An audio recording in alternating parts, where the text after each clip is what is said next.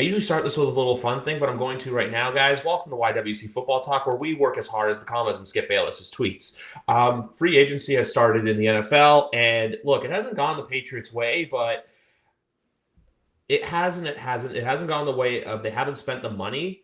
But I will say this, and Sophie and I were talking about this. Not only are they handing out team-friendly contracts, but they're also bringing back. I know they're bringing back people's like, oh, they're just running it back. I think the running it back with the certain weapons is very important for not just on the field chemistry, but off the field chemistry as well. Anyone who knows me I'm just happy they signed Michael Wenu. I was waiting for that report to come across my screen because I knew losing some key offensive tackles or even offensive linemen was going to be hard. He wanted to come back too. That was the part that was killing me about this whole deal, is just that he had specifically told me a few months back, like, I want to stay where I got my first start. The place that took a chance on me, I want to stay. And so it was just confusing me how nothing was getting done. But when I saw the deal that he got, I think that is so fair considering what offensive linemen are getting paid this time around in free agency. So that, for me, has just been the top of my list in terms of the signings the Patriots have made. Yeah, I agree, but in the interest of good conversation, I'll pick a different player. I'm really excited they brought back Anthony Jennings. That I was pumped Yes. about that because he obviously played at Alabama, so I'm a little biased in that regard. But he really came on strong this year, especially given that he didn't really get to play a whole lot his first 3 years. Right, he played a bit as a rookie, ended up on IR for a little bit, missed the entirety of his second year. Just didn't really have a role. Really emerged as like that run stopping, edge setting end that they've been looking for since Rob Ninkovich, probably, right? Like, yeah, because they were trying Chase Winovich in that role and it didn't really work there. But so he's like that run force that they've been waiting on. He's not much of a pass rusher, but it was just so apparent when he was on the field, because anytime a team would run to his side, you're just like, 33 is right there to make the play. So yeah, obviously super excited about that. I thought he was someone who should have been back, and he got himself a nice little deal out of it too. So I'm excited for him. With Anthony too, what I remember too is like being in the locker room. Every guy was so complimentary of Anthony Jennings and just like what he brought to the team and everything he did, which I think says a lot about the guy he is. And again, this is another one that is a very team friendly contract. It's a 3-year, $12 million deal, but has a maximum value of $24 million. So he can double his money,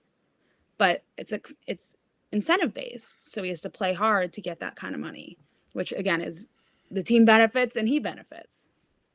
Yeah. The contract I was going to say that I was most surprised by still, bar none, Josh Uche returning. I thought for sure out the door, but $3 million with potential earnings up to $8 million. I'm just like, this is a true bet on yourself contract. I feel like he just had unfinished business to do. And I know we criticize Belichick's drafting a lot, but when you look back at it, besides the kicker, whose name I forget from the 2020 draft class, and the tight ends. Justin Rohrwisher?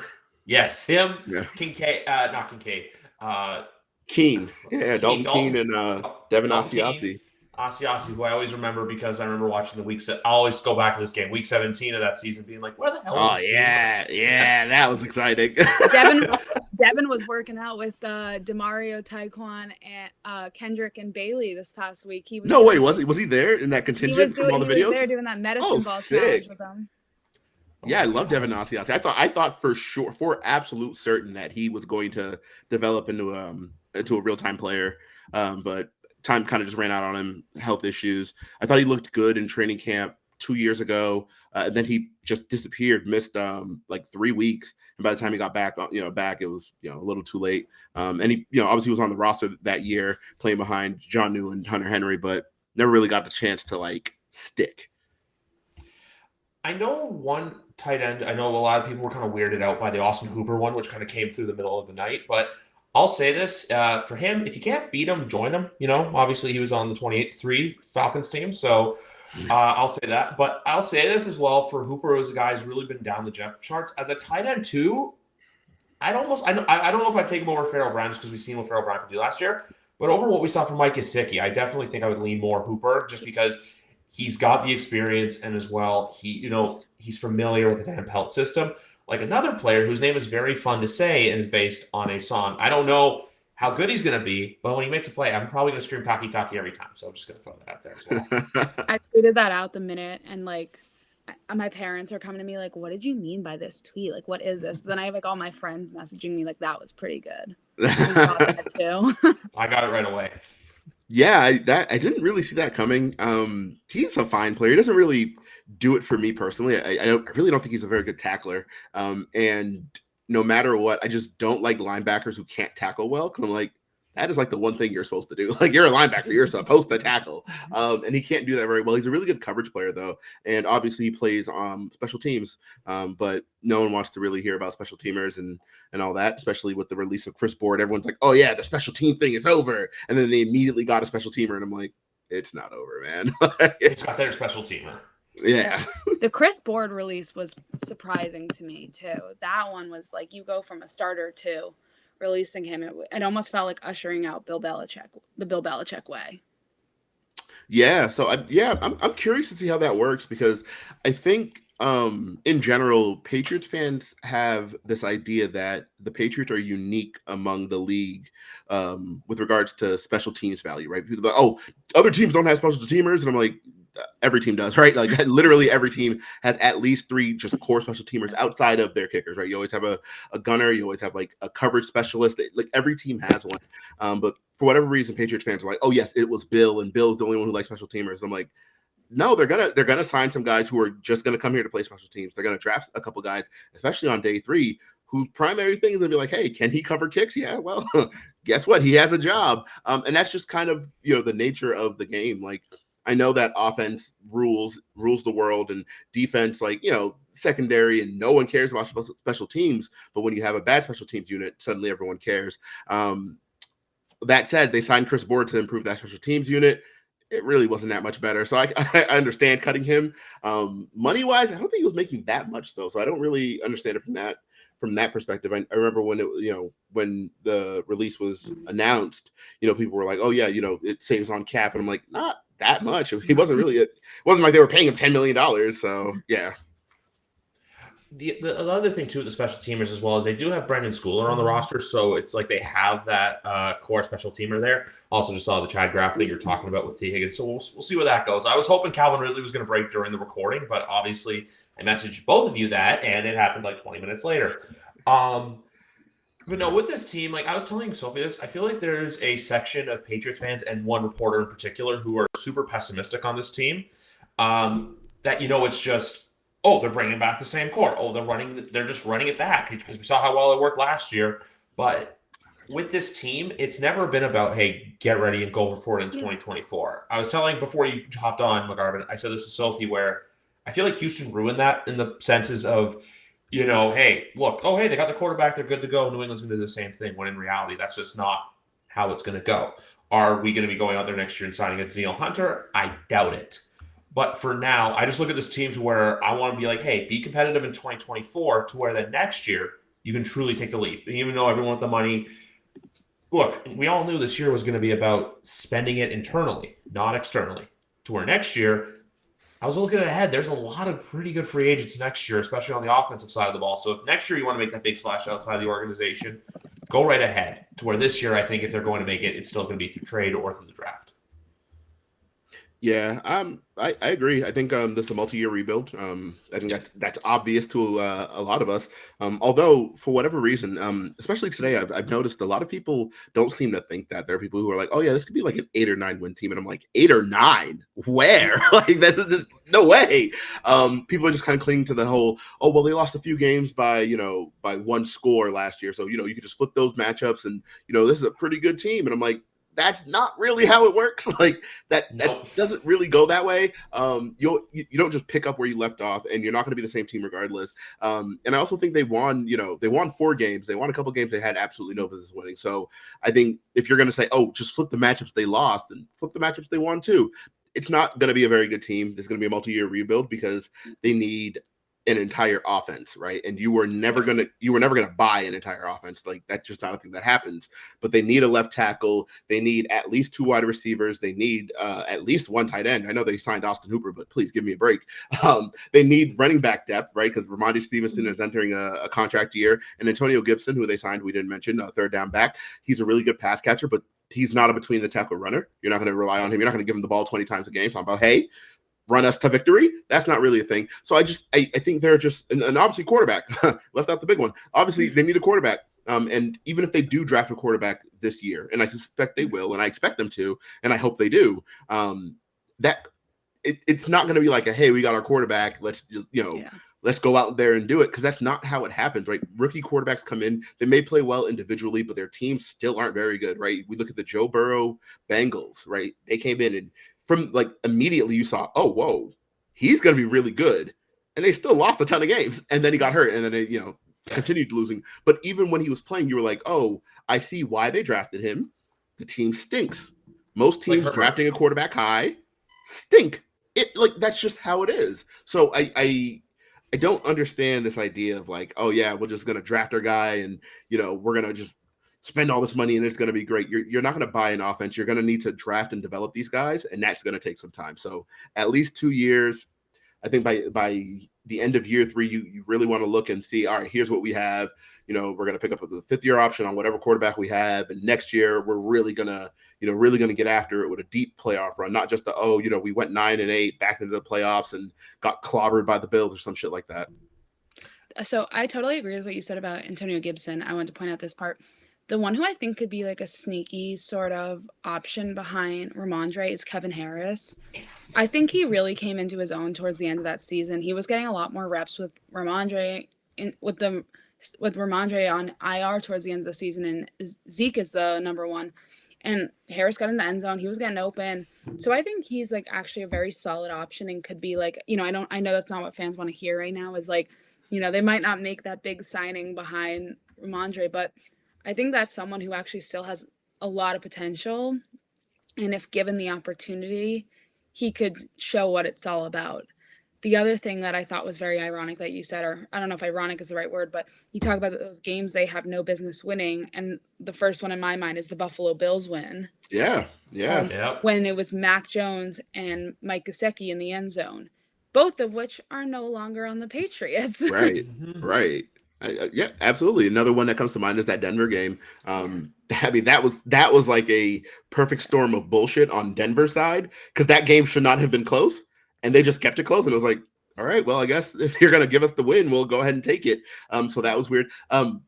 Pittsburgh played their second worst game of the year when we played them, right? Coming off that loss to Arizona, we went there, we played them, and we beat them there. They played their second worst game of the year and didn't play a game that bad the rest of the way. So it's just like, yeah, you can say like, oh yeah, these games were way close, and it's like, yeah, but flip all the matchups, like look at all of it in totality. That was another game where it was just like, they very easily could have lost this one by like 13 points. Same thing with Denver. They could have easily lost by 10 or whatever the case is there.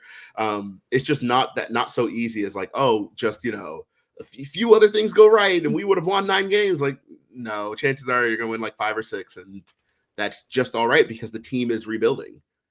Like as of right now, the team does not have a quarterback. So the fact that there are people who are like, hey, we could probably win 9 games without knowing who's going to be the quarterback blows my mind. Absolutely blows my mind. So one point I want to make that's still my cover photo on Facebook, the celebration from when they did that. I remember how excited I was just because we beat Buffalo and holy crap, Mac ran a 2-minute drill. Yeah. The only games I really would ever want to take back is the entire month of November because, well, let's point it out this way. One, Sophie traveled halfway across the world to watch a masterclass in disastrous football. The other being the Commanders game, which was off Juju's fingers, and then the Chad Ryland missed kick and just Mac playing terribly. So that's the only thing I have to say about the 23 season. No, I want to say this right now, and I'm always going to stand by this because if you look at the Patriots 2020 to 2021, because 2020, look, there was just a lot of games they had no business winning either. Baltimore is the one that comes to mind. 2021, they had a rather cupcake schedule when you look at who they were playing, and like one game I look at for that season was the Charger game, the Adrian Phillips pick 6. Carolina, they got Atlanta, who played really bad, and I think they had 2 pick 6s against backup quarterbacks in that game. Felipe Franks and Josh Rosen. Yeah. Yeah, the 25-0 game on Thursday. To where this year, you're playing Herbert, you're playing Burrow, you're playing Chicago, who might add is probably going to be really good this year as well, even though rookie at quarterback. But you have that. You have the AFC South, which besides, I know Tennessee signed Ridley, but we'll still have to wait and see. You also have the NFC West, which there's 3 really good teams there, and then the Arizona Cardinals. Do you think that the Bears are going to be so good solely because of Caleb? Like, what's your defense? Okay. Yeah, I really like. They have a really good defense. That's Like, where I thought you were. That's where I thought you were going, because I was like, I don't believe in their offense, but that defense. I think. Well, that's what you brought up, even with a rookie quarterback. So I was curious if you were going for offense or defense on that one. It's also too. I really like them getting Gerald Everett at tight end too on that team to complement Cole Kmet. One thing I will say about the Bears too is Darnell Mooney's nice. Is he $39 million over 3 years? Nice? Absolutely not.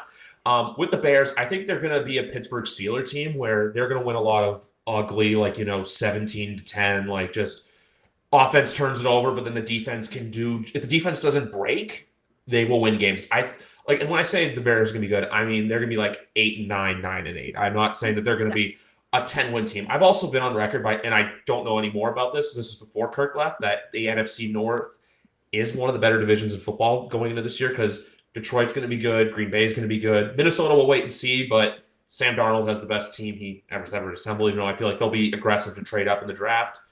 So that's where I get it with Chicago from, where if the defense doesn't have a day where they get walked on, look at Pittsburgh last year where Arizona walked all over them and they lost. But then they had games like against Baltimore, because that's the one thing too. I know one game was meaningless, but Pittsburgh swept Baltimore last year. Yeah. Who, by the way, I'll say, if there's ever a no-brainer move in free agency, it was Derrick Henry going to the Baltimore Ravens. Yeah. So that's just where I get. That's where I get the Bears logic from. Is just they're not going to be good, but they're no longer, the laugh and point. Kevin White's going to catch it and go down to the 1-yard line, and the Patriots barely squeak out a win. Bears. Try dating someone from Baltimore when you had both the Steeler losses. I didn't want. I was like, I'm not talking to you. I'm too afraid. After the Ravens got swept, but then I'm getting text message after text message with the Hunter Henry signing. So. But one not Hunter Henry. Sorry, you know what I mean. Derrick Henry, yes, both Henrys. There is one signing though that happened in this whole AFC North that I absolutely love that Raven fans hate. Patrick Queen on the Steelers is going to be fun to watch. Yeah. Raven fans hate it, but I'm really excited for it. Yeah, I don't love Patrick Queen as a player, right? I think he's just fine. I think he's a really good Pittsburgh Steeler kind of player though, very, very physical, right? And he gives you that kind of enforcer over the middle vibe, and I'm like, that's cool. And you put that in Pittsburgh, and it just feels right. So I'm excited. I'm excited about that. Also, I love when players just canoodle in the division, because I think it just creates really good storylines for the games, right? Because you are already going to watch, Steelers Ravens. Everyone always watches Steelers Ravens. Now you got a little extra motivation, oh man, it's going to be the first time Patrick Queen is back in Baltimore, or the first time that the Bengals play the Ravens and they have to go up against Geno Stone, who moved over from Baltimore. All of these things, and I'm just like, man, I just love when there's that intermingling. Unfortunately, the AFC East doesn't really have a ton of that anymore. During the Tom Brady years. Yeah, well, I know during the Tom Brady years, there were a few years where it was just they were just kind of passing around the same kind of guys, but they haven't really done that in 4 or 5 years. And I wish that happened more, because who doesn't love a good player you can hate? Oh, this guy left us to go play with the rivals. Fuck him, who doesn't love that? I mean, Giants fans don't at the moment, because obviously Saquon Barkley going to Philadelphia, which we also have to get. I love that move. In all honesty, I saw that news and I was like, because I just think the Giants, there was so much controversy with what was going on, their ups and their downs with Daniel Jones. Daniel Jones, $160 million. Yeah, that was rough. But I think him going to Philadelphia, where they're working on a bit more of a winning kind of vibe, I think could really help him. And will give him that opportunity that he's kind of been searching for these last few years. So I'm very excited to see that one. Plus, I grew up in New England. What am I ever gonna really say? Like, go Giants. Yeah, right. Never. No. It also gives him the best O-line he's ever had. And Yes. I'm excited to see what Saquon Barkley looks like behind an O-line that's not letting him get hit in the backfield every single run. So that's obviously super exciting. We had a whole bunch of Cowboys defected over to the commies, but that really doesn't matter because the Commanders don't really matter. They're signing a bunch of people, and I'm like, what do you like? They're spending money, but you're not really. What they're doing right now reminds me so much of the 21 Patriots, where you're just throwing money at all these like mid-level players. Yeah. It's like they excluded, by the way. I want to say they spent a lot of money, and I'm just like, have you gotten better? Like that's still the question I have in my mind. I know they added Bobby Wagner, and I think obviously he's very good. So like that's one where I'm like, oh, cool. But you look at like Doris Armstrong, and just like, all right, Frankie Luvu, who they added from Carolina, he's a real good player. So I'm Jeremy like, Chin. That's cool. Jeremy Chin, I'm just like, meh. Like, is he that much better than Cam Curl? Not really. So I'm just like, did you really get better? I guess not. But it's the first year of a new regime, so they're going to try to get their guys in as they kind of, teach the system and kind of establish a culture. So I get it. You're going to have your, guys from that guys that you've coached before. You're going to bring them in and kind of, let them help you establish what you want to establish. But they're a weird team because I don't see it. I don't think they've gotten that much better. I don't think they're a quarterback away, right? Because I know they're probably going to go quarterback at 2. They're not really a quarterback away. I just The team that I feel like they're going to go like 6-11. Yeah, and everyone's going to be like, oh. Why'd you sign all those guys? Yeah, and they're gonna have a lot of guys who were signed this year are probably gonna get cut next year, next offseason, and everyone's gonna be like, what a terrible deal. Why did that happen? But all throughout this year, though, you're just gonna hear, for the next few weeks, oh, that Washington really won the offseason. Oh, they're doing great. And it's like, all right, not really. They just signed a bunch of guys. But I want to go back to something because we're talking about Saquon Barkley leaving Philadelphia, but we've yet to talk about an elephant in the room of who joined the New York Giants. Now, a couple weeks ago, I read a tweet to you guys about a trade that was offered to the Carolina Panthers.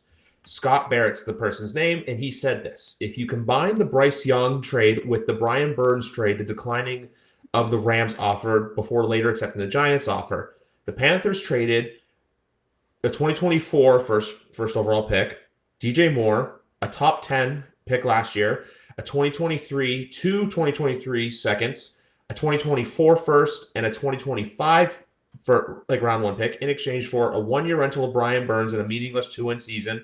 Bryce Young, who just had the second worst rookie season by any rookie QB since Vietnam, and the Giants' 2025 round 5 pick. Ladies and gentlemen, the Carolina Panthers. Sheesh. Yeah, y'all know how I feel about the Panthers. I like the team. Tepper bought it. Now I hate them. But like hate them from afar. It was like I follow their every move and I just hate it all. Like, I'm one of those fans. I don't know. I just don't know what they're doing. I really don't. I know they went out and traded for Deontay Johnson from the Steelers, and yeah, I think he's a little overrated anyway. They got rid of Dante Jackson in the trade, and he's really not that good either. So it's like, all right, whatever. They added some interior offensive linemen, right? They added Damian Lewis from Seattle, and then they also added Robert Hunt from Miami. And Hunt's a good player, but I don't know. I think that team has a lot of needs, and Deontay Johnson and Robert Hunt isn't enough. One thing I think with the Carolina Panthers is, one, how's Bryce Young going to be able to see you all over the manpower now? And FanDuel decided to tweet out about the offense being like, this looks scary. And I'm like, define scary for me, FanDuel. What part of that scares you? The Panthers are going to be like I think they're going to win like 4-5 next year, where they win a couple. Like, I can see them winning a couple games in December. And do you guys remember how in 2021, or this always happens every year, where there's always a team, I remember 21 though was the Lions, where everyone's going to go and be like, oh, watch out for them next year. They won a couple games they weren't supposed to in December. And then the next year, they're just not that good again. So I can see the Carolina Panthers being that, because we all know this is just multi-year. It's not like Patriots multi-year. This is like multi-year, where it's like you're looking at like 2026, 2027.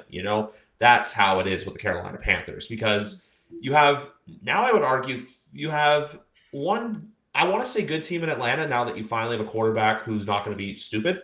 You finally have the Saints who are just, they're the Saints. They're there. They'll win their 8-9 games and probably just miss out on the playoffs. Sorry, Dad.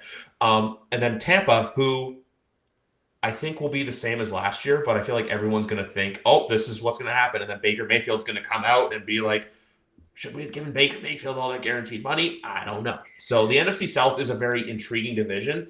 It's the true definition of that dragon meme, where there's like the scary looking dragon and then there's one like, that's the NFC South. Before we go to Dynasty, the one thing we haven't talked about too is the Mac Jones trade. Oh, yes. Oh, right. We should. And we haven't actually talked about Jacoby Brissett either. Yeah. Yeah. So Pack grew by one. Did you guys know the Patriots needed a quarterback? I mean, you know what? Save the best for last, am I right? With Mac Jones Sure. getting... And I saw a lot of people laughing at this one, what will Zach Wilson go for now? But I assume a 7th and like 2 balcony Broadway tickets. But with Mac, hold the clipboard the best you can. He's gonna play in the preseason to where next year there's gonna be that like mid-level team who like is quarterback needy. That's gonna be like, hey, we should take a chance. And I'm kind of like with the Minnesota Vikings, just with Sam Darnold. I could see that happening. But for now, Mac, go to Jacksonville. Who I'll say this now: who besides Evan Ingram, who's really the top target in Jacksonville at the moment besides him and ETN? Because I know they have Zay Jones, but Zay Jones isn't really a needle mover. Gabe Davis, who's also not a needle mover. Yeah, that's the thing too. I would have liked Gabe Davis, but not at that price tag. Good Lord. Yeah, I would not have liked Gabe Davis. I do not believe in that man. So I was like kind of apprehensive because I've talked a lot of shit about Gabe Davis in my time. And last time I talked a lot of shit about a player, the Patriots signed him in Juju, and I was like, shit. So I was concerned. They were like, oh, the Patriots are in the wide receiver market. I know. The big man upstairs knows what he's doing. So I was concerned that they were going to bring in Gabe Davis and break my heart, but they didn't, and I was like, sick. So he's probably their top target over there. I know that they obviously wanted Calvin Ridley back, and they didn't get him. I think they have to kind of draft a receiver, though. I know you have Christian Kirk, and he's a fine player. Zay Jones is a fine player. Gabe Davis is Gabe Davis, and I don't know. I think they're like kind of missing someone, right, to take that next step. And even though they had Calvin Ridley this year, I think Trevor Lawrence and that offense as a whole kind of took a step back. So I think they're a team that could probably take a receiver in the first round. And I know they have needs elsewhere, especially on defense. I think they need a corner real bad. But they're gonna need a big time wide receiver. I agree. The one thing just in general about the trade is I just like it. I like that he's getting out of New England and getting almost like a fresh start. That's all I'm going to say about this thing. He's home. He's going to a place where it's never going to be a completely clean slate. Everyone knows what happened in New England. It's all anyone could talk about. New England's demise for so long, but he's going somewhere with a quarterback that he's familiar with from the draft class. And I think it's in the best in any way possible. It's a clean slate. Yes. Yeah, I like the trade for Mac personally, because I think it's probably good for him to go somewhere where he is just not going to need to play, just to kind of reset, kind of get his mechanics back under control, get that footwork a little sorted out. Because obviously by the end of his time in New England, that was like the biggest thing. He would just like back foot everything, and he just doesn't have the raw arm to to just float footballs like that. So they kind of got to get him a reset, give him time to kind of work on his mechanics, and then go from there. And doing that in a place that won't allow him to play is good. But on the other side, I am concerned though, because like we just generally don't see players who begin their backup era ever really come out of it, right? Like there are some guys who get like spot starts, they're like, oh yeah, he could kind of play here and there, like Marcus Mariota, but he lost that job, and he like lost that job. Like that was it. Like he's kind of just bounced around. I know Atlanta tabbed him as a starter the year before last, and that went exactly how you right. That's a good show. It just didn't go the way it went. You usually just don't see quarterbacks come out of that. So I'd like to see it for Mac, but I don't know that we will, and that's all right. I think, it's just really interesting with the whole Mac Jones thing, though, because there are people who want to like indict the entire organization, like, oh, the team let him down, and that's the reason he ended up the way he did. I think there is some truth to that, but I also think there's some personal responsibility that comes with that, right? Because like decision making is on him, right? Like on the whole, I think with Mac Jones, and I feel this way with a lot of quarterbacks who end up busting. Weird phrasing. A lot of quarterback picks who don't end up working out. Is that if the situation is bad, you get a pass on the things you can't control. So his wide receivers being not very good, nothing he can control. That's not on him. Him throwing off his back foot into triple coverage, that is on him, right? The offensive line not being very good, can't really control that. Him reacting to pressure that isn't there, that is on him. The team having no downfield element to their passing game, he can't control that. Missing wide open checkdowns, that's on him. So it's like there are these things where it's like, oh, we want to blame all the, we want to put all the blame on Mac, or we want to put all the blame on the Patriots, and it's like, well, no, they drafted a quarterback and it didn't work. Like it happens. It's not like, oh, it's all anyone's fault. It's a combination of factors. I just don't love that, especially with regards to Patriots fans. It's just this idea of like, oh, Mac would have been this great player if the big bad Patriots hadn't ruined him, when we'd seen the same kind of issues that he's having now in his rookie year. And everyone will be like, oh yeah, but he was so good his rookie year. And I'm like, yeah, through the first 10 weeks, right? He came out of the bye and we started seeing issues with pressure that Griff, you mentioned the Falcons game, the 26 or 25-0 game. 25. That was the first game that I noticed, hey, something's not great here, because they played a lot of cover one, but they blitzed a lot, especially off the slot. And Mac had a really hard time kind of like getting that under control. Like they sent the blitz and he was like, oh shit. And he would just throw the ball out. And it was like, oh, okay, cool. He's kind of having a little bit of a hard time with pressure, but he'll work on that. He'll kind of improve. And we've seen through 2022 and through this past season, it didn't really get any better. Same kind of thing with decision-making under pressure.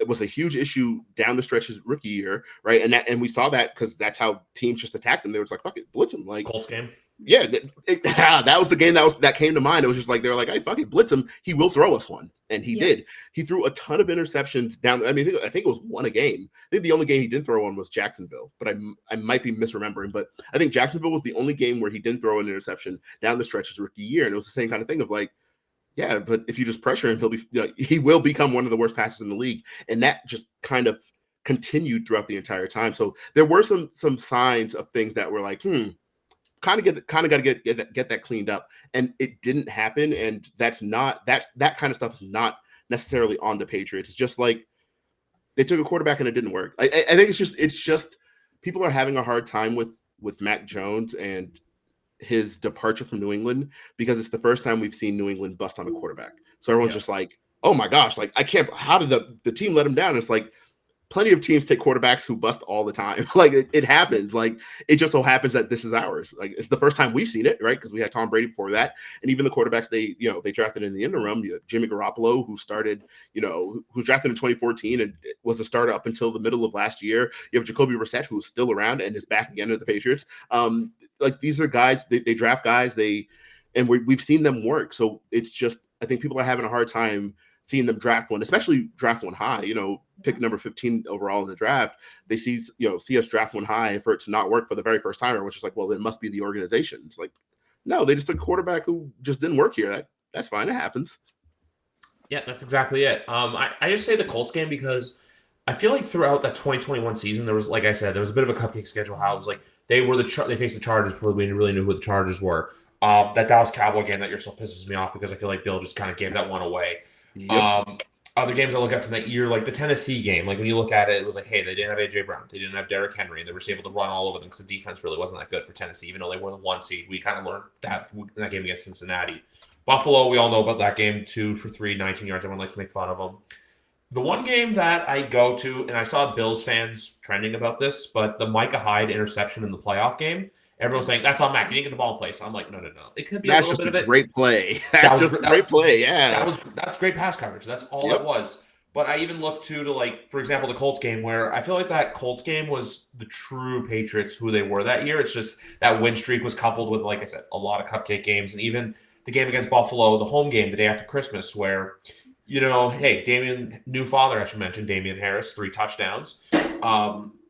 But in those rest of the performance, it was, hey, Buffalo was doing this and New England was just trying to keep up, but they couldn't. So we got to learn very quickly about this team. And even like, if you look at 21, there was just the bad. I don't know why they do this, but every time they've matched up Devontae Parker against Xavier Howard, guess what ended up happening? Xavier Howard got an interception.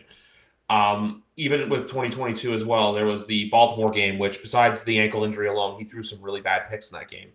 Chicago, the Jaquan Brisker interception, which I will go to the grave saying this, he should have never started that game. That is 100% that was on Bill. And then even to the one I look at this year where I officially threw the towel on him, like I said, Little Miss traveled across the country to cover the Patriots, saw him throw one of the most disgusting interceptions in the world while I'm watching on my phone at a charity event that my mom was helping run. So fun times ahead. The Cowboys one? No, the Colts. Oh, okay. Like I said, Little Miss traveled across the world to go watch and cover the Patriots. That was tough. That was tough. I thought you were talking about the Dallas one though, when he threw across his body to that was just Ron Bland. Holy shit! That's when I threw in the towel because I was like, oh no, you can't. Like, I understand that this isn't a great situation. Yes, and even that one where it's just like, cool. I understand it's not a great situation. Yes, you're feeling a little bit of pressure. Your guys aren't getting open. You just can't make a bad decision like that. Like that is just 100% decision making. It has absolutely nothing to do with anyone else on the field. Yeah. You were running right. You were running to your right. You turned. You threw across your body left to someone who was covered. And that's the worst part. He was absolutely covered. And I was like, what the fuck? What was that? Holy shit. Yeah, that's when I was like, all right, we're kind of all set on Mac Jones. Because like once your decision making goes down the toilet, I don't know that it ever bounces back. Right. Yeah. At that point, you're just known as someone who makes a decision, who's just a poor decision maker. And that kind of bore out. Right. Like that happened. And I was like the first game where everyone was just like, ooh, Mac, what the fuck was that? Then he happened again against the Saints. And then from there, it just got way out of hand. And he just kept doing it. It was like, I cannot believe he's still doing this. Did you win in Vegas too against Robert Spillane? Yeah. In the Raiders game. Yep. I was sorry to cut you off, Sophie, but even the other thing I want to point about that Raiders game is his inability to read Max Crosby coming in from behind him. Obviously, Max Crosby is Max Crosby, but still the fact that he did that, and even if they hadn't won that game, the fact that they lost that game on a safety was just something that never sat well with me. And I'll say this too about the Saints game. 2 things happened that day. 1, as soon as that pick 6 was thrown, I was like, yep, throwing the towel, we're losing this game. 2, that's the first time, and I'll say this because it's my podcast and it's legal, but that's the first time I went to help that wasn't alcohol to get me through a Pats game. So just throwing that out there. I think you guys know what I'm talking about. Yeah, many a time this year.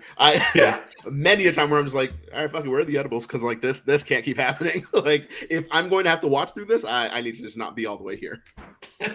No, the one thing I want to say about Mac, I never truly threw in the towel per se on him, because I'm someone who, and it's different when like, you're watching a game versus seeing practice, or you're seeing like, what's being said or things like that, where it's like this guy worked day in and day out, and I know that people are going to be like, well, it didn't show or whatever it is. He was a hard worker, and I think it was less about throwing in the towel on him and more his confidence was gone. Mm-hmm. No one on this team had any confidence in him, and none of the fans had confidence. But when your own head coach, the guy who took the chance, who drafted you, who made you the starter over, Cam Newton, your rookie season, is benching you game after game, and then going to the public and the media and not saying anything positive or not standing by you, your confidence is going to be shot. And I'm not saying that's on Bill. I think had Bill been going to the media saying, oh yeah, Mac's great, Mac's our quarterback, we would all been, what are you saying right now? Mm-hmm. It was, so I'm not saying that's on Bill, but I just think you're in a place where, positive reinforcement is few and far between. So when you do something well, you're not going to really hear it. It's just kind of what's expected of you. And because of how much was going wrong, his confidence level was down. People are expecting him to throw picks rather than completions. What does that do to a guy's psyche at that point? Yeah, I think the Giants game was a really good example of that, where was it the Giants or the Colts? It was one of those 2 games where it like he had It was gotten nice. pulled for when Zappy came in and threw it to the team. That was cool. That was Colts. So it was the Colts game, because after the Colts game, he had the presser, and I remember he was talking, and I felt so bad because he was just like, they were asking like, "Oh, Mac, what can you do, when this happens?" And he's just like, "I don't know." And I was like, "Holy shit, like that is a broken man." And it felt bad because you're like, this is just a kid. He's like 24, 25. He's like, this young man is just like, that's it. And it's so tough because like, what can you do? He was sitting on the sideline, like basically hyperventilating because he had no answers. He had no confidence in his own ability. And I'm just like, that is so hard. And I feel for him on that level, especially as someone who liked Mac Jones, right? Like, he wasn't my preferred quarterback coming out, but I liked Mac Jones. So it was just like, damn, this is so tough. So it's like, but at the same time, you gotta stop throwing it off your back foot, brother. I just need you to stop doing that. Like, and I think that's probably what frustrated him more, is that he knows, like, hey, I can't do that. And then he goes out there and then he does it, and he's just like, I can't believe I did that. And it was always so tough because he'd throw interceptions and then grab his helmet, and I'm just like, I know that feeling of like, I can't believe I just fucked that up. And you fucked it up, and there's nothing anyone can tell you for you to think, oh, I didn't fuck that up. You just know, like, yeah, I totally fucked that up. And it just looked like someone who just needed a good cry. But you're a professional athlete, so you're not allowed to do that, apparently. So you feel really bad for him. And then the worst part about it is we ended up with Bailey Zappi, who was no fucking better. And so I'm sure for Mac, he's going to say all the right things in the media and all that, and be a real good teammate and a consummate pro and all that. But I'm sure at some point he was sitting there like, this guy fucking stinks, and I'm on the bench. Like, that's got to be tough. The one thing I never agreed with in the quarterback room was not giving Will Grier a true shot at a game. Will Grier should have gotten a chance. I mean, you said it. Bailey was out there trying, but the results weren't exactly trying. The results weren't showing how much worse could it get in actuality. Will Grier was someone who had a lot of respect from his time in Dallas. So what was the harm in giving him a shot on that field? He never got anything. And that was one thing that always genuinely confused me about the season. I mean, obviously there was stuff that we weren't seeing or we didn't understand, but it couldn't get worse. So what was the holdback? The ways I just look at it is through December on, because I remember I tweeted this in December, and it's like one of my tweets that went more a little popular, which was 1 step forward, 2 sacks back. That was Bailey Zappi the entire LA Chargers game. Which, Sophie, sorry that you had to be there, because that game was just disgusting. Because that was even the Chargers, like, where it was, hey, not even 2 weeks later, they got their asses kicked by the Raiders and the entire staff. They played so badly against us, and we lost. Holy cow. Goodness, and that was annoying. Kansas City, I don't want to give them the win, but Kansas City game was the one where, and I love that Sophie said it earlier, because I was kind of on the, hey, Kevin Harris for RB3, maybe just, get a UDFA, or the kid Dylan Lobb from New Hampshire, just because it would be fun. But with... Wait, dare I say, Kevin, he came out of the woods for that one? Sorry, you were talking about the Kansas City game. I couldn't help myself. Continue. That's all good. No, because I was saying with Kevin Harris, where it was like, hey, I know he had the touchdown to Kansas City, but then again, like, if it wasn't for that Bailey Zappi interception, who knows? I don't think they beat the Chiefs, but the game's not a 10-point game. They probably cover the spread. And then Buffalo, if it wasn't for some of the boneheaded throws, there's a chance the Patriots actually win that football game. Mm-hmm. New Year's Day, which also signed a contract, which I believe I mentioned this on Twitter, actually it's Dumagard with the Jalen Reagor one, where it seems like he could get cut. It's one of those ones where it's kind of like James Robinson last year, where it's like, hey, they're bringing him in, he may get cut. But the whole point of the Bailey stuff is, and then the Jets game. Same thing too. It was a terrible game until Breece Hall decided, hey, I can run the ball really fast. To where I'm like, even still, Will Grier, I feel like it was just, it was Mac or Zappy. Now this year, rookie, Bailey, and Jacoby, I'm cool with it. I'm cool with the Wolfpack. He's going to be great to be there, even if he signs, like, hey, another deal to stay here. Just be the backup. Even, too, if they want to do what the Chargers did, start Jacoby week 1, and then something may happen. Or if it's like you see a flash from whether it's Jaden Daniels or Drake May, you go from there. The only thing I have to say is, and I believe I was always with Mac, I always was on the fence just because Alabama quarterbacks coming out have always never really panned. Tua's the only one that's kind of panned at the moment. I don't count Jalen, obviously, he finished his college career at Oklahoma. Still feel like But- Tua was a gradual. Yeah, Tua's the Where it was- gradual in it. People didn't know the first year. Is this a Yeah. safe space? May I Yes. speak freely? I still really don't buy into Tua. I know he played at Bama, and so I should have the bias. I just really don't. Like when I watch him play, I'm just like, yeah, you're kind of like letting these guys carry you, and that's fine. That's all good and well, and that's obviously great for your team because you win games. He does not move me personally. He's not someone I'm like, if you put him on any other team, You basically with him, and I'll say this too. I don't know if you guys sports gamble a lot, but if you do want to get into it, Miami Dolphin overs seem pretty good this year considering everyone they lost on defense. But when I look at the Alabama quarterback thing, like 2016, they won a national championship with Jay Coker. Did he do anything in the NFL? No, I don't even think he's still playing football. And then there's Greg McElroy, great college analyst for ESPN, but still. And even A.J. McCarron, whose most popular moment was his now wife going viral at the national championship game in 2013. So that's the thing with the Alabama quarterbacks, where it's kind of like they come out of school. I have not hope, but I have some faith that Jalen Milroe can be the one to break that mold if he improves. But we'll see this year without Saban. But I was always skittish on Mac, and then when he came here, I embraced him. I was all in for him. And like I said, 21, 22, I was like, you know what? Give it time. I was always in that 3-year window with the quarterback where like by year 3, if they're not good, you got to learn to move on. And I'm really glad they're not doing the Daniel Jones bet on yourself thing, because if he has a flash in the pan year, and then obviously, look, it's different because Danny did tear his ACL, but then now there's all those concerns with long term. We gave this quarterback a lot of money to where, I don't know if you guys have seen this meme with the Giants. I'm just going to go on that tangent quickly. You know the one of Homer where he's like skinny, but then there's all the fat just hanging in the back? It's pretty much like the Giants defense compared to the Giants offense right now. But with the Patriots, it's just, you know what? Out with the old, in with the new. Whatever happens this year, and I'll say this too, I'm not an 8 to 9 win guy for this team this year. My ceiling is 6 or 7. I think like 5 and 12, 6 and 11, 7 and 10 if they get lucky. To, you know what, next year, hey, draft again in the top 15. Because McGarvin said this on this podcast numerous times. If you're drafting in the top 5 one year, you're probably going to be there again. So even if they're in the top 5 again next year, even top 10, it is what it is. Because, hell, I would rather be in the position right now that New England's in, to where, hey, it's like it's coming. The future's coming. Meanwhile, you have all these teams in flux, like Buffalo, who, once again, McGarvin, because we haven't talked since the Purge, that Buffalo Bills kid who went viral for crying during the game. You wonder how he was doing last week. I hope he's all right.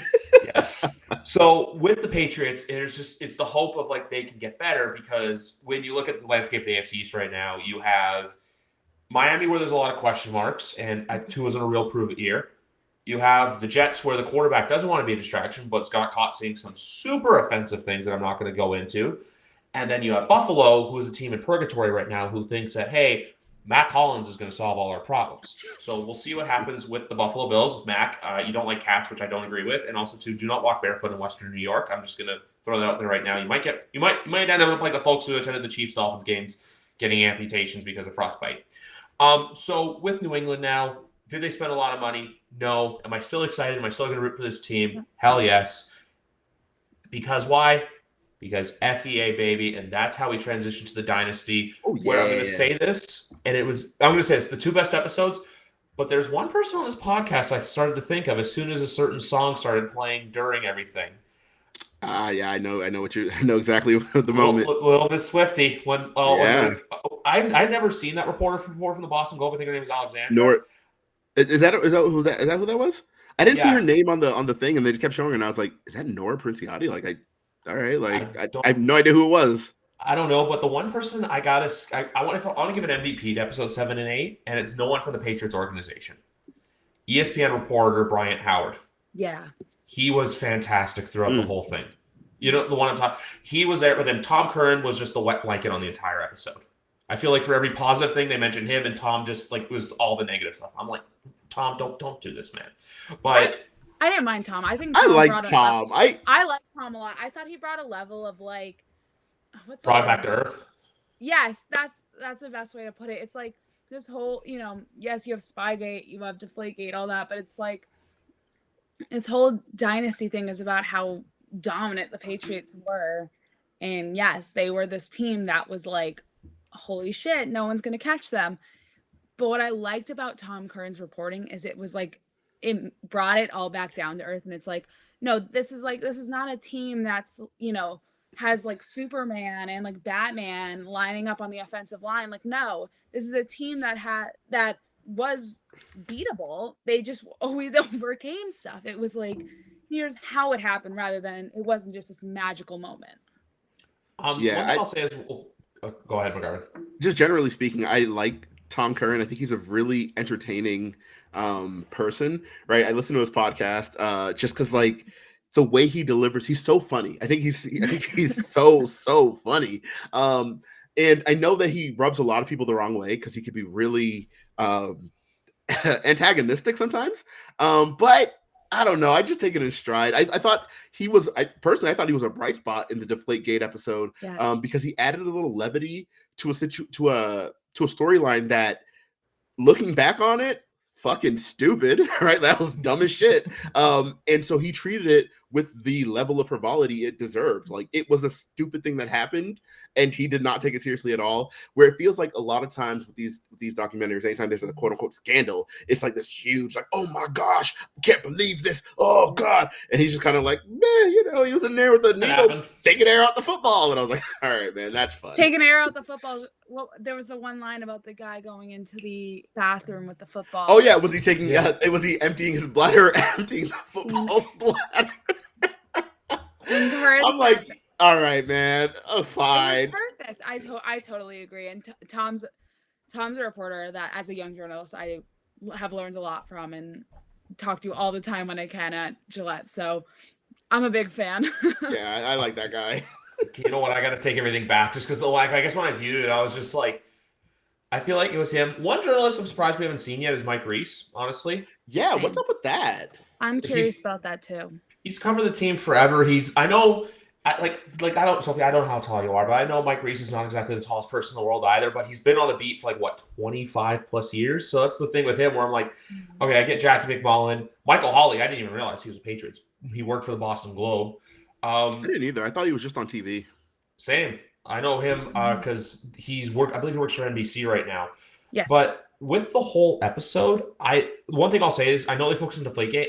I know people have been mad about skipping. 2015 is the season. I think that, I know that it ended badly, but that team was undefeated up until Mosh Pond against the Denver Broncos in a snowy Sunday night football game. So I believe it was 11-0 or 10-0. So, just skipping over that. But then I love how 2016 worked, where it was just come back, boom. And then that's when Taylor Swift's Look What You Made. It was just the perfect song, too. It's not even like this whole revenge narrative. It's just like Taylor's version. It's not from the unreleased Reputation album. It was just so perfect altogether. But I'm not even going into that because my favorite parts of episode 7 or 8 is the Malcolm Butler feature showing the clip of Brian Flores, 3 safety, Malcolm going, and Malcolm just going, he's looking over here a lot. Just I'll be honest, I leapt up from my couch and started clapping once that clip was shown. I'm like, I just got chills again. I was just gonna say that. I'm still not over it. Malcolm, go! Thinking of that one clip of him being like, he's looking over here a lot. Yeah, I don't know. These were easily my 2 favorite episodes. They just kind of reminded me true Patriots, Patriots fans wanted. Yes, it's exactly what I thought we were going to get in throughout the entire series. So that's why it irked me that they skipped over 03 and 04, because I was like, no, these are the moments. Give us that oh, this was the defining moment. Oh shit, the a Rodney Harrison interception in Super Bowl against the Eagles. Give me that. That would have been, again, chill. It was just such a reminder, oh shit, I'm actually not over how sick that was when Malcolm Butler picked off, Russell Wilson at the goal line. I got immediate chills, and I was like, oh, this is still as fresh as the day it happened. The Atlanta Super Bowl, the Edelman catch, again, chills. I'm like, oh yeah, I forgot. That was sick. I wish they had a defender on to do a confessional in that game, because that comeback was keyed by the defense, right? It wasn't. Well, they should have done Hightower, right? That's my favorite Patriot of all time. So they really, really should have had him on there. But it wasn't just the Hightower sack that kind of keyed it. You had the Chris Long drawing the holding call. I think that would have been something that was worthwhile to to kind of highlight, because it's one of those things that shows why the Patriots are so dominant, or were so dominant and during their dynasty run. It was like the little things, because the story behind that, which if you've watched the Do Your Job documentary, the story behind that is, prior to the game, Bill had briefed him like, hey, this team likes to, this refereeing crew, this officiating crew likes to call a hold whenever there's a rip move. So if you can get under the tackle and get him to get his arm up near your neck, they're going to call it a hold. Other officiating crews won't, but this team, they've called it like 6 times this year. It's something they do. And so what happened? The Falcons are in field goal range. Carl Jeffers. Exactly. And now Chris Long hits it with the rip move, and Jake Matthews gets his arm up just around the neck, and they immediately throw the flag. And it's like, these are the little things. Like, these are the kind of things that we should be highlighting, because like, these are the things that I wouldn't know that, right? Like if I'm just like a casual football watcher, like I could have been, oh my gosh, it's just a hold. But knowing that, hey, this is something they specifically talked about in meetings and they prepped for it. These are the kind of little things that you're like, oh shit, that is so cool. So I wish they would have, focused on that a little more focus on the defense. But obviously I get why they didn't, because the entire setup, especially leading from, the prior episode, the whole Deflategate saga, into this one, it was all about Tom Brady. So obviously you're going to hyper focus on the offense. Just a little more love to the defense would have been cool. The only thing I'm going to say is with that, which I totally agree, I would have loved to hear that. And I think what makes it more frustrating in that moment that we didn't hear those things is that the beginning of episode 7, that to me was so out of left field. I did not understand. When they were talking about Putin in the ring with Rupert Murdoch, what was that about? That was so weird. It like opened like, oh yeah, Robert Kraft is amazing, and it was like five or 6 straight minutes, and I'm like, what? It almost felt like something that they were like it was almost as if the Patriots were paying for this, and it was like, that was so weird. It felt too like it was way too out of place. Everyone's calling us a Kill Bill documentary, which I haven't seen that part yet. That might come in 9 or 10, but as of right now, I think, I don't think it's been all bad on Bill. Nope. I actually don't have that opinion at the moment, but it was, you could have taken that spot that you had the weirdest interviews and the weirdest stories that really meant nothing in the introduction of the show, and put in the Chris Long interview about that call. That would have been great to hear. I would have loved to hear what Bill told them in the locker room, and Long's, feeling during that moment when he got the whole call. Mm-hmm. Give me Dante Hightower getting the strip sack. Because even that play, Foreman. Yeah, it's just like it all connects, because again, and we've seen the Do Your Job documentary, so it's like, all right, we know as Patriots fans, but if you're not a Patriots fan and you're just trying to like learn about the last great dynasty of the NFL, prior to the Chiefs kind of doing what they're doing right now, these are the kind of things you'd want to see. That like the whole mentioning of like, hey, we lined up Dante Hightower this wide because Tevin Coleman had just gotten hurt 3 plays prior. We know that Devontae Freeman is not that good a pass protector. Let's just rush someone over him, and if we line him up wide, he won't see him in time. And everything that they had talked about on the sideline transpired. Like, again, these are just like the things where you're just like, if we're going to talk about the greatest dynasty in league history, like let's talk about it. Like, come on, like we don't need 6 minutes of like, oh yeah, Putin stole my ring, and then they did absolutely nothing with that information. It was like, at the end of it, I'm just like, well, did you get his ring back? Like, what the hell? That's just it. It's just like, we would have loved to know like the X's and O's, like the mechanics of it. Like, obviously, how do I say this? Like, even the one part we haven't mentioned yet. But do you know who's over there on that sidelines? That's Freddy fucking Krueger. And I'm allowed to say it because of that. That was such a powerful quote from Pioli, because who, by the way, another MVP of this entire series. He's been good the entire way through. Fantastic. Yeah. But just different eras and everything like that. But him just knowing, like, guys, this ain't over. Like, you're going crazy now. You're happy now. But, and also, too, like, even there's the part about, I know there was an article where they were interviewing various reporters in the box. I know Doug Kyan was mentioned in it from that Super Bowl, where they're all talking about, because Sophie probably knows about this, the part of the Boston Globe where it's just Robert Alford in the distance, Tom Brady just laying down because he tried to tackle him with a pick 6. But even talking about that too, like where it's like, hey, I got this terrible throw off, and then the Edelman and Amendola, like, it's just, it was just so good. Like, I would have loved to have heard also from Malcolm Mitchell, I feel like one of the biggest what ifs in Patriots history because huge part of that Super Bowl, even James White too. I understand going the route they did, and I like that we got the context that they just tried blowing the whole we worked for Tom. We worked for Bill, but we played for Tom, where it was more of a rallying cry than a shot at Bill Belichick. Yes. Oh my goodness. Right. So in the first episode where that was like where they first teased that clip, it really did feel like a shot. Then you watch it and you're like, no. They're talking about how like Tom was going through it off the field, all of the outside mental struggles was going. It was a really tough time. We rallied around Tom. Like, yeah, we worked for Bill, but like we played for Tom, and it was very specific to that season. Totally. You know what I mean? But it was just taken out of context, and it just looks like, oh yeah, we didn't even like Bill. We only played for Tom, and it was like, no, that's not what that quote was said to be. And it's just like, yeah, that was disappointing. Just seeing it there, because I was like, oh, because then why did you put it there at the front to make it seem like it was something it wasn't? That's not cool. I mean, the whole quote, if I read it, is like, I remember before the Super Bowl, Tom was definitely going through a lot off the field, and he had everything really swirling around in his head. At the end of the day, Tom really was the heart and the soul of the team. We worked for Bill, but we played for Tom. If you hear the whole quote in context, you know it's not a dig at Bill. But that one quote, it was that's I think where this Kill Bill narrative is coming, when they put that clip as the forefront of the documentary. There were so many other clips we could have taken that highlighted the team as a whole. That's exactly it.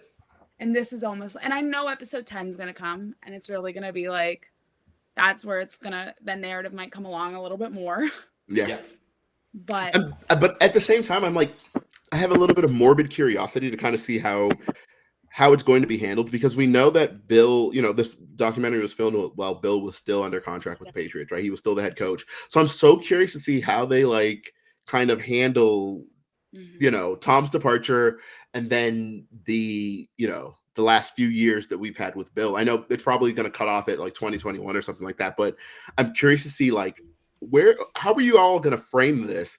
Because, if you opened it with like, oh yeah, team really didn't like Bill, and there's some episodes that make it like the Hernandez episode where it makes it feel like Bill is the villain. I'm just curious to see what it looks like when things aren't going well, because it's one thing to make that to frame it that way when they're winning Super Bowls and it's just they're going to AFC Championship games and everything works. What does it look like when the team is 7-9 and Cam Newton's the starter? Like, I'm sure it could be real easy to be like, yeah, this Bill guy, he needs to go. But I don't think they will. I'm just curious to see how they address it, and if Kraft has anything to say with regards to keeping Bill but letting Tom Brady move on, because it's the one quote that kind of the only quote that rubbed me the wrong way, really, outside of the Rupert Murdoch interview, was that and it really felt like a non sequitur, because it was said and then like nothing really came of that either. But they were talking about Tom, right before when they were looking to draft Garoppolo, and Robert Kraft just says like, oh yeah, Bill was showing me like statistics of like Tom was in decline and his deep ball had just gone really down. All right, next scene. And I was like, what the fuck? Like, so I'm curious to see like if they frame it as like, oh, my concern, I guess, would be if Bob Kraft comes out and says something along the lines of, oh, I made a huge mistake keeping Bill. I should have kept with Tom, because I feel like that's going to stoke a lot of flames that haven't quite been doused in New England as of now, right? It's still very much, and you can see it in the way that people are reacting to free agency, to kind of take it all back to what we started with. Yeah. It is still very much a division within the fan base right now, where there are pro Bill people and pro team people, and the pro Bill people have a very anti Kraft alignment right now. Yeah. And I think if Kraft comes out and says, hey, I should have kept Tom instead of Bill, it's going to cause a lot of the pro team people to be like, see, yeah, fuck Bill. And I don't want that to be the case, especially on a documentary where we're just trying to celebrate the 20-year run we had. So that is my only concern. I really hope they don't go that route. That's also not fair to say that. No. Because what pisses me off the most, I think, with all of this this anti-Bill narrative is, you want to talk about this team that went on to win 6 Super Bowls. There is one decision and one decision only that started the entire dynasty. Mm-hmm. Bill Belichick. Yep. And that is the decision to bench the $100 million quarterback and put in Tom Brady, the backup, who no one thought of. Had Bill been any other coach in the NFL, I would bet Bledsoe was on that field. But no, this is a different guy who had a different approach. Yep. And I think that's just what gets me the most about this narrative is it's like for 20-something years, everyone loved this guy. Yeah. Because they were winning. The minute things start to decline, the minute Brady leaves and there's all these, yes, there was bad blood. And what I think I love to hear from was Slater. Because this is a guy who loves both Tom and Belichick. Yep. Yeah. He has not been shy in the fact that, like, Belichick's like the coach he wanted to play for always. And he loved having Brady as the quarterback. And having him say, like, Coach Belichick didn't, held Tom to a higher standard than everyone else. But do you think there would have been 6 Super Bowl champions had that not been the case? Because in the words of Matthew Slater, what does that do for Tom Brady? That's going to add fire to an already burning inferno. Yep. He was so balanced with the way he discussed it, talking about Slater here, where he, and obviously when they do confessionals, there are leading questions to ask so that you can get like a really good quote. And so they're like asking like, oh, do you think it pissed Tom off? And he's just like, yeah, but it worked. And so I'm like, I knew I loved you. Right. The way I feel like episode 9 and 10 are going to go, I feel like we're going to hear about the Malcolm Butler stuff. I just hope that they don't glance. I know Super Bowl 53 is not the most entertaining one. Also, when you look at the season with Garoppolo getting drafted, look, they pretty much, I'm pretty sure Denver pretty much had their way with them in that AFC Championship game. Not to the extent of 2016, but I remember the 2013 one. It was all Denver all day. And even if they had won that game, they weren't winning the Super Bowl against Seattle that year. That's how that one was going to go. With episodes 9 and 10, I feel like they're going to kind of focus on the 2019 season. And I feel like that Baltimore Sunday night game is really going to get highlighted. Yeah. The one where, like, hey, look, Lamar Jackson's coming out party, but also, too, it's kind of that slow decline for the Patriots. Because after that Baltimore game, like, one game that comes to mind right away was them barely getting by the Dallas Cowboys in the rain in the November. And there's another the Houston game. Yeah, the Houston game, which I think was also a Sunday night game. The Miami game, which cost them the bye. Mm-hmm. I think the way it's going to end is more about, because Sophie's read the book. I don't know if you've read the book, McGarvin, but this is a bit of a spoiler. Sophie, do you remember the part of the book where COVID had begun and I believe it was Brady went to Kraft's house or Kraft went to Brady's house? Oh, yes. I read it so long ago. I'm trying to I can't remember specifics, but I remember that part of the book. I just have a really good memory, and basically it was just about them saying goodbye to each other, but they couldn't hug or they had to sit 6 feet apart, obviously because of COVID and everything with the Kraft being older. I feel like they're going to emphasize that goodbye and just how hard it was to leave New England, and then they'll probably do a little montage where, you show, hey, Tom went on to play 3 seasons for Tampa, he won the Super Bowl and retired. You'll show like a clip of Belichick just walking and be like, Belichick had a record of this from 2020, and then he retired at the end of the 2023 season, and then it's kind of like that. Like Robert Kraft continues to own the Patriots and all this stuff. So I feel like it's going to be more of a wrap up. This is a very weird way to put it, but like a celebration of life where it's like, it's coming to an end, but at the same time too, you're going to honor and you're going to respect what happened and what they've came from. This is also me being very hopeful that they go this route. I doubt they're going to go negative, but with the way that everyone and with how Boston sports fans have been acting lately towards this team, you're going to get people who absolutely hate it, and then you're going to get people who love it and find it the perfect ending. Because has this documentary series been perfect? No. Have we gone wrap-ups and have we learned a lot?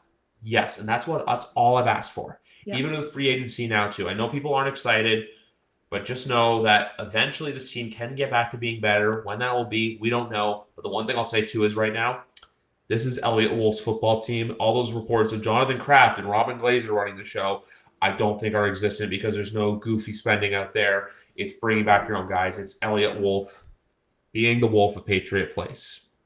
And then the other thing about that too is like I see so many fans who are like, yeah, so much for changes. They're bringing back all the same guys. And And I understand like that frustration, but the guys who they're bringing back are the guys that should have been brought back. Right. They're good players. Yes. This is not something that's like, oh, you're giving, it's not a Daniel Jones massive contract where you're like, what the heck are you doing? This is like, bring Kendrick Bourne back. He was the top receiver last year, including the ACL injury. You have Anthony Jennings. He dominated last year. Josh Uche's huge. Michael Wenu was one of the hottest guys on the market as an offensive lineman. You brought him back. Like, all these guys. Hunter Henry, you needed a tight end. I could keep going. I'll stop though, I promise.